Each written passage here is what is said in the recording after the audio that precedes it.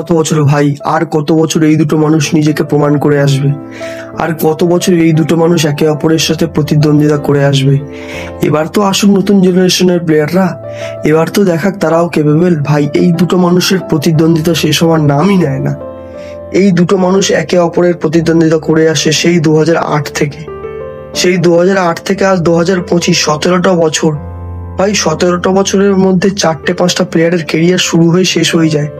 এই দুজন মানুষ কি দিয়ে তৈরি, রীতিমতো কি দিয়ে তৈরি এই দুজন মানুষ, আমার তো জানা নেই। এই ভিডিওতে আমরা কথা বলবো রোনাল্ডো, মেসি, ভিনি এবং জাভির মধ্যেও কিছু কন্ট্রোভার্সি দেখা গেছে, বা ভিনি বা রিয়াল মাদ্রিদের মধ্যেও কিছু কন্ট্রোভার্সি দেখা গেছে যে ভিনি কন্ট্রাক্ট সাইন করছে না, সেইটা নিয়েও কথা বলবো। আর শেষে বার্সা ভার্সেস চেলসিরও কিছুটা প্রিভিউ নিয়ে কথা বলবো, যেহেতু আজ রাতের ম্যাচ। ভাই ভাবো, তোমার বয়স 41 বছর, আর তুমি একটা কম্পিটিটিভ ফুটবল ম্যাচে গেছো আর ডিফেন্ডারের মাথার থেকে উঁচু হাইট লাফিয়ে গোল করছো। জিনিসটা ভাবলেই আমাদের মনে হয় অবিশ্বাস্য, কিন্তু ক্রিশ্চিয়ানো রোনাল্ডো সেটা করে দেখাচ্ছে। শুধু একবার না, একের পর একবার সে প্রচেষ্টা করছে এবং সফল হচ্ছে। সে শুধু হার মানছে না, ক্রিশ্চিয়ানো রোনাল্ডো হার মানে না। ক্রিশ্চিয়ানো রোনাল্ডো দেখায় যে কি করে লড়ে যেতে হয়, কি করে হিটার্সদের জবাব দিতে হয়, কি করে ব্যর্থকে জবাব দিতে হয়। সেটা নামই ক্রিশ্চিয়ানো রোনাল্ডো। ভাই, সৌদির এইরকম হট ওয়েদার, এরকম টেম্পারেচারে 90.6 মিনিটে এসে তুমি যদি বাইসাইকেল কিক, ওভারহেড কিক মারো একটা ডিফেন্ডারের থেকে উঁচু হাইটে লাফিয়ে, তাহলে ভাই কি লেভেলের ফিটনেস, কি দিয়ে তৈরি মানুষটা। ভাই, কি দিয়ে তৈরি এই মানুষটা। এই মানুষটা শেষ কবে বা রিটায়ারমেন্ট কবে নেবে আমার জানা নেই, আর আমিও চাইও না এই মানুষের রিটায়ারমেন্ট নেই। কিন্তু ভাই, এরকম লেভেলের ফিটনেস, এরকম লেভেলের পারফরমেন্স, হয়তো ক্রিশ্চিয়ানো রোনাল্ডোর কিছু কারণের জন্য মানুষ তাকে অপছন্দ করতে পারে বা মানুষ তাকে কোনোভাবে অপছন্দ করে থাকে, কিন্তু ভাই as a sportsman, as a player, তুমি কি করে ক্রিশ্চিয়ানো রোনাল্ডো হেটার হতে পারো? ভাই, কি লেভেলের পারফরমেন্স 90+6 মিনিটে সৌদির ওই ওয়েদারে, ওই রকম ওভারহেড কিক, মানে ওই ওয়েদারের মধ্যেও তুমি 90+6 মিনিট খেলছো, প্লাস ওরম ভাবে পারফরমেন্স দিচ্ছ, প্রতিটা ম্যাচে গোল, প্রতিটা ম্যাচে কিছু না কিছু করে দেখাচ্ছে রোনাল্ডো। আমি তো ভাই রেডি হয়ে আছি ওয়ার্ল্ড কাপে ক্রিশ্চিয়ানো রোনাল্ডোকে দেখার জন্য ভাই।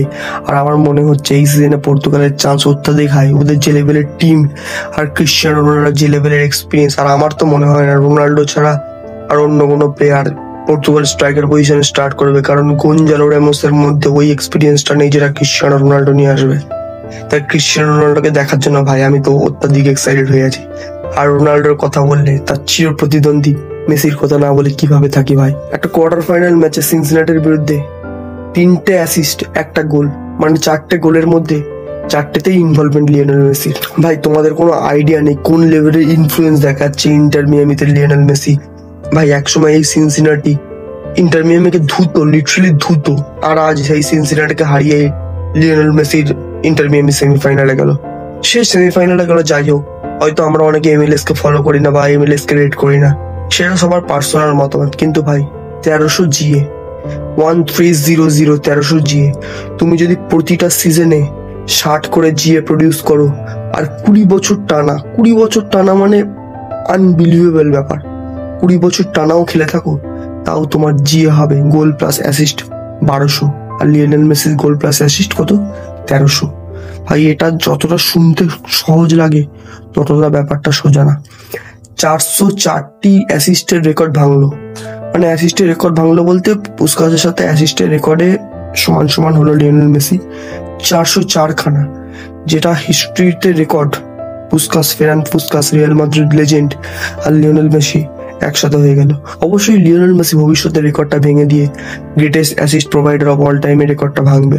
ভাই, আমি জানি না ভবিষ্যৎ প্রজন্ম কিভাবে লিওনেল মেসি আর রোনাল্ডোর রেকর্ডকে সমতায় ফেরাবে বা রেকর্ডের দিকে। ভাই, ওদের রেকর্ডের দিকে তো প্রথমত তাকানোই উচিত না ভবিষ্যৎ প্রজন্মকে, তাদের সম্পূর্ণ নিজেদের পারফরমেন্সের উপর ফোকাস করা উচিত। ওদের লেভেল বা ওদের রেকর্ড যাই বলো, সেইটা ম্যাচ করার ক্ষমতা এখন ভবিষ্যৎ প্রজন্মের মধ্যে কারণ নেই, মানে ভবিষ্যতে যারা এগিয়ে আসবে যেসব প্লেয়াররা, তা আমার তো মনে হয় না সেই সব প্লেয়ারদের মধ্যে কোনো প্লেয়ারই আছে যে মেসি বা রোনাল্ডোর রেকর্ডের ম্যাচের আশেপাশেও আসতে পারবে। রেকর্ড হয় ভাঙার জন্য, সেটা স্বাভাবিক, কিন্তু এই দুজনের যে ইনফ্লুয়েন্স, এই দুজনের যে পৃথিবীকে দুটো ভাগে, লিটারালি পৃথিবীকে দুটো ভাগে ভাগ করে দেওয়ার ক্ষমতা রাখে ক্রিশ্চিয়ানো রোনাল্ডো আর লিওনেল মেসি। আর এমনটা না যে তুমি দেখবে লিওনেল মেসি পারফরমেন্স করলে ক্রিশ্চিয়ানো রোনাল্ডো বসে থাকবে, বা ক্রিশ্চিয়ানো রোনাল্ডো পারফরমেন্স করলে লিওনেল মেসি বসে থাকবে। সকালে যদি লিওনেল মেসি ভালো খেলে, রাত্রেবেলা ক্রিশ্চিয়ানো রোনাল্ডো হ্যাটট্রিক করে জবাব দেবে। রাত্রেবেলা যদি ক্রিশ্চিয়ানো রোনাল্ডো ভালো খেলে, সকালবেলা লিওনেল মেসি গোল করে জবাব দেবে। এইভাবেই চলে আসছে ভাই এই দুজনের প্রতিদ্বন্দ্বিতা। এইভাবেই আমি চাই সারা জীবন এই দুজনের প্রতিদ্বন্দ্বিতা চলুক। জানি না আর কত বছর দুজনকে একসাথে দেখতে পারবো, কিন্তু চাই যতদিন দেখতে পাই দুজনকে সম্পূর্ণভাবে উপভোগ করতে চাই। এটাই আমার মনস্কামনা। এবার আসি রিয়াল মাদ্রিদের যে কন্ট্রোভার্সিটা রিসেন্টলি হয়েছে সেইটার ব্যাপারে। ভাই ভিনিসিয়াস জুনিয়র রীতিমতো বলে দিয়েছে যে আমি রিয়াল মাদ্রিদের সাথে কন্ট্রাক্ট রিনিউ করবো না। ভাই ভিনিসিয়াস জুনিয়র যখন বলছে কন্ট্রাক্ট রিনিউ করবো না, এটা একটা হিউজ ব্যাপার। কারণ যখন করিম বেনজিমা রিয়াল মাদ্রিদ থেকে চলে যায় তখন ভিনিসিয়াস জুনিয়র ছিল রিয়াল মাদ্রিদের ফেস, রিয়াল মাদ্রিদের গোল্ডেন বয়, আর সেই বলছে যে কন্ট্রাক্ট রিনিউয়াল করবো না। এটা একটা হিউজ ব্যাপার। অ্যাথলেটিক যে নিউজ রিপোর্ট পোর্টাল আছে তার মতে লাস্ট 1 মাসের মধ্যে ভিনিসিয়াস জুনিয়র আর জাভি আলোনসোর মধ্যে টেনশন ভাই চরম পর্যায়ে। মানে রীতিমতো ভিনিসিয়াস জুনিয়র হ্যাপি না জাভি আলোনসোকে অ্যাজ এ কোচ হিসাবে। সে চায় জাভি আলোনসোর উপর অখুশি। ভাই কিসের অখুশি তুমি ভিনিসিয়াস? তুমি একটা হিউজ প্লেয়ার, তোমার পোটেনশিয়াল অনেক, বাট অখুশি কেন তুমি? সে একটা কোচ, সে অবশ্যই জানে কোন প্লেয়ারকে কোন জায়গায় চান্স দিতে হবে। হ্যাঁ তুমি অবশ্যই রিয়াল মাদ্রিদের গোল্ডেন বয়, তোমার বলার ক্ষমতা আছে, বাট সে কোচ, তাকেও রেসপেক্ট দেওয়া উচিত তোমার। আর তালি দু হাতে বাজে ভাই। ভিনিসিয়াস জুনিয়রের যদি দোষ থেকে থাকে অবশ্যই জাভি আলোনসোরও দোষ আছে। সে ভিনিসিয়াস জুনিয়রকে প্রপার টাইমিং, বা ভিনিসিয়াস জুনিয়র যেমন একটা ফ্রি রোলে খেলা প্লেয়ার, ভিনিসিয়াস জুনিয়র অলওয়েজ চাই যে সে একটা ফ্রি রোলে খেলতে, সে একটা ফ্রি রোলে প্রোভাইড করা প্লেয়ার। তুমি তাকে দিয়ে যদি ট্র্যাক ব্যাক করাতে চাও, মানে রীতিমতো জাভি আলোনসো ইন্টারভিউতে এসে বলেছিল যে আমার ফ্রন্ট প্লেয়াররা ট্র্যাক ব্যাক করে না। ভাই ভিনিসিয়াস জুনিয়র ট্র্যাক ব্যাক করার প্লেয়ার না। ভিনিসিয়াস জুনিয়রকে তুমি 1v1 দাও, ভিনিসিয়াস জুনিয়র প্লেয়ারদের ফেটে বেরিয়ে যাবে। ভিনিসিয়াস জুনিয়র সেই লেভেলের প্লেয়ার, আর তুমি চাইছো তাকে দিয়ে ট্র্যাক ব্যাক করাতে। তার গেমকে তুমি লিমিটেড করছো। কেন তুমি লিমিটেড করতে চাইছো? ভাই এখন রীতিমতো ভিনিসিয়াস জুনিয়র মানে যে কন্ট্রাক্ট রিনিউয়ালের যে ব্যাপারটা, সে তো সম্পূর্ণভাবে বলে দিয়েছে যে আমি কন্ট্রাক্ট রিনিউয়াল করবো না। এখন তাদের কন্ট্রাক্ট রিনিউয়ালের ব্যাপারটা সেটেল হয়ে আছে। আর ভাই ভিনিসিয়াস যদি কন্ট্রাক্ট রিনিউয়াল না করে সেটা ভাই ওয়ার্ল্ড মার্কেটের জন্য একটা হিউজ ব্যাপার। ভাই আমি তোমার নেইমারের যে রেকর্ড ফি সাইনিংটা আছে 222 মিলিয়ন, সেইটারও ভেঙে যাওয়ার চান্স অত্যাধিক প্রবল। জাভি আলোনসোর মতে ভিনিসিয়াস জুনিয়র নিজের রোলকে জাস্টিফাই করছে না, আর ভিনিসিয়াসের মতে সে জাভি আলোনসো তাকে প্রপারলি ট্রিট করছে না। ভাই এবার এই দুজনের টেনশনের মাঝখানে ভুগছে কে? পাপা পেরেজ বা রিয়াল মাদ্রিদ ফ্যানরা। রিয়াল মাদ্রিদ ফ্যানরা অবশ্যই চাই ভিনিসিয়াস জুনিয়র তাদের হয়ে খেলুক। অবশ্যই এমবাপে আসার পর তাদের বলতে রিয়াল মাদ্রিদের যে ফ্যান বেস আছে তাদের মধ্যে কিছুটা ভাগ হয়ে গেছে। একটা ভাগ এমবাপের পক্ষে চলে গেছে, আর একটা সাইড ভিনিসিয়াস জুনিয়রের পক্ষে চলে গেছে। কিন্তু ভাই যতই যাই বলো, একটা সিজনে পুরোপুরি ভাবে কুর্তোয়ার সঙ্গে সঙ্গে ভিনিসিয়াস জুনিয়র রিয়াল মাদ্রিদকে একা হাতে চ্যাম্পিয়ন করার ক্ষমতা রেখেছিল, আর সেই প্লেয়ারকে এরকম ভাবে ডিসকার্ডেড করে দেওয়াটাও উচিত না। দেখা যাক ভবিষ্যতে কি হয়, ভিনিসিয়াস জুনিয়র কন্ট্রাক্ট রিনিউ করে বা না করে, যেটাই হবে সেটা তো অত্যাধিক মানে লাইমলাইট ক্রিয়েট করবে। কারণ ভিনিসিয়াস জুনিয়র আর রিয়াল মাদ্রিদ মানেই লাইমলাইট, জাভি আলোনসো মানেই লাইমলাইট, এইটাই ব্যাপার না। দেখা যাক ভবিষ্যতে কি হয়। এবার একটু শেষ টপিক বার্সেলোনা ভার্সেস চেলসি নিয়ে আমরা একটু কথা বলে দিই। আজকে রাত্রেবেলা বার্সেলোনা ভার্সেস চেলসি একে অপরকে ফেস করবে স্ট্যামফোর্ড ব্রিজে। বার্সেলোনা যে মেন প্লেয়ার, মানে যে মেন সেন্টার মিডফিল্ডার পেদ্রি, সে তো আজকে ম্যাচ থেকে পুরোপুরি ভাবে আউট হয়ে গেল।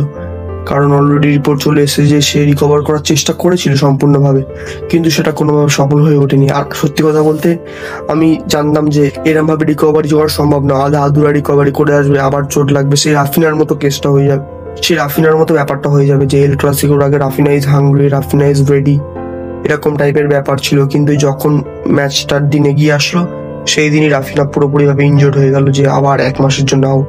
আমি চাইছিলাম না যে পেদ্রি সেরকম ভাবে ফিরে আসুক। পেদ্রিকে আমরা ফুল ফ্লেজ স্ট্রংলি পেদ্রি দেখতে চাই। হয়তো আমরা টপ 8 থেকে যদি কোয়ালিফাই না করতে পারি, টপ 16 বা টপ 24 সেখানে থেকে কোয়ালিফাই করলেও পেদ্রিকে আমাদের নকআউট স্টেজে অত্যাধিক দরকার। ভাই কোনো দরকার নেই, কোনো রিস্কের দরকার নেই। আর এপার থেকে পেদ্রি আউট মানে ওপার থেকে পালমারেরও আউট। কিছুদিন আগে হ্যামস্ট্রিং ইঞ্জুরিতে আউট ছিল, আর এখন আপনার টো ইঞ্জুরি হয়ে গেছে, আবার পালমার আউট হয়ে গেছে 1 মাসের জন্য। 1 মাসের জন্য না, হয়তো পালমার 15 দিনের জন্য আউট হয়েছে। কারণ ট্রেনিং এর মধ্যে তো ফিরে এসছে, ইন্ডিভিজুয়াল ট্রেনিং করছে, প্রপারলি ট্রেনিং করতে পারছে না। ভাই যে ফেস অফ গুলোর জন্য আমি অত্যাধিক এক্সাইটেড হয়ে আছি চেলসি ভার্সেস বার্সেলোনায়, সেটা হচ্ছে এনজো ভার্সেস ফ্র্যাঙ্কি ডিয়ং। ভাই এই ফেস অফটার জন্য তো আমি অত্যাধিক রেডি। ফ্র্যাঙ্কির এক্সপিরিয়েন্স আর এনজোর ভাই প্রপার এক্সপ্লোসিভনেস যেটা দেখাচ্ছে ও এএমএফ এসে, সেইটা ভাই মুখিয়ে আছে আমি দেখার জন্য। Pedro Neto versus Alejandro Balde, ভাই এটা বলা যাচ্ছে না যে পেদ্রো নেটো স্টার্ট করবে নাকি এস্তেভাও। হয়তো পেদ্রো নেটোকে লেফটে দিয়ে এস্তেভাওকে রাইটে দিয়ে স্টার্ট করবে, বা এস্তেভাওকে রেস্টও দিতে পারে, বলা যাচ্ছে না। রেস্ট বলতে অ্যাজ এ ব্যাকআপ আনতে পারে, আলেহান্দ্রো গার্নাচোকে স্টার্ট দিতে পারে। আর সব থেকে মেইন লড়াইটা তো হবে Lamine Yamal versus Marc Cucurella, Spanish সতীর্থদের মধ্যে। এইটা দেখার জন্য তো ভাই আমি অত্যাধিক এক্সাইটেড হয়ে যাচ্ছি যে কি হবে এদের দুজনের মধ্যে। যাই হোক, একটা ভালো ম্যাচের আশায় সবাই আছে আমরা, যে একটা হাই স্কোরিং থ্রিলার ম্যাচ হতে হবে। আমাদের জন্য গোলকিপিং এ থাকবে জোয়ান গার্সিয়া, আর চেলসির জন্য স্যানচেজকে হয়তো চেলসি ফ্যানরা বেশি পছন্দ করে না বা বেশি রিলাই করে না, কিন্তু স্যানচেজও অত্যাধিক ভালো পারফরমেন্স দিয়েছে, সেই ক্লাব ওয়ার্ল্ড কাপ বলো আর প্রিমিয়ার লিগের আগের ম্যাচগুলোতেও বলো। হয়তো কিছু ম্যাচে স্যানচেজও ফাম্বেল করে, কিন্তু ভাই স্যানচেজকে একদম হালকা নেওয়া উচিত না। তো চলো দেখা যাক কি হয় চেলসি ভার্সেস বার্সেলোনা ম্যাচটাতেও। আমি প্রেডিকশন দেবো বার্সেলোনা 3-1। এবার দেখা যাক কি হয়, ম্যাচটার জন্য আমরা অত্যাধিক এক্সাইটেড হয়ে আছি।